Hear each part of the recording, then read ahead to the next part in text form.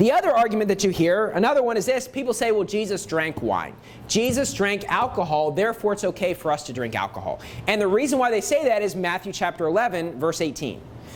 And it says, for John came neither eating nor drinking, and they say he hath a devil. Okay? Now, why do people say this about John the Baptist? John the Baptist was living out in the wilderness, he was preaching, and he was living off locusts and wild honey, right? The reaction of the people are like, that guy is insane. That guy's crazy. I mean, look at him. He's living off locusts and wild honey out in the wilderness, and people accused him of just being insane, being crazy, having a devil. Why? Because he's living out in the wilderness, he's preaching these radical sermons, and everyone's like, that guy's a madman, right? But they say something else about Jesus. The Son of Man came eating and drinking, and they say, behold, a man gluttonous and a wine-bibber, a friend of publicans and sinners, but wisdom is justified of her children. With Jesus, they don't accuse him of having a devil according to this verse. Now, there were some that did accuse him of that, but in this verse, what it's saying, what they say is this: he's a gluttonous man and a wine-bibber, okay? What is a wine-bibber? Well, the word bibber means to drink a lot. So when you're saying wine-bibber, they accused him of drinking wine a lot.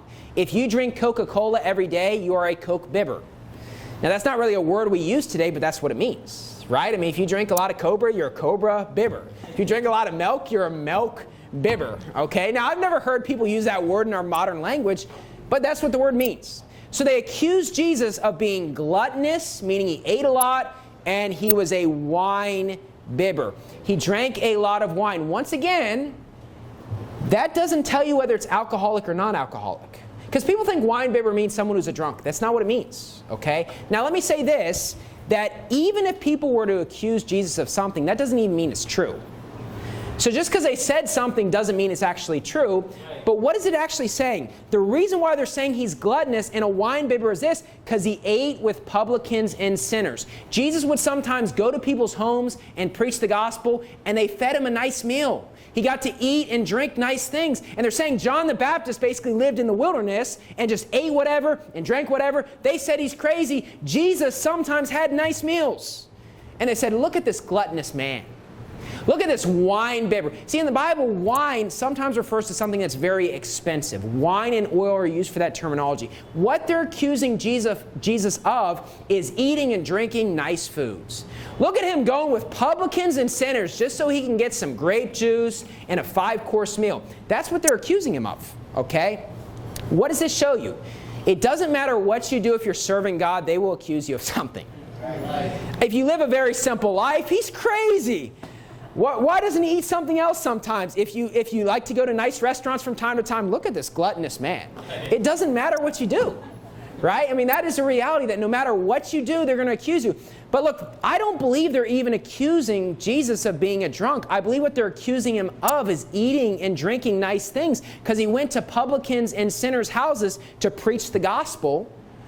And look, if they're getting drunk, he's not going to use that opportunity to preach the gospel.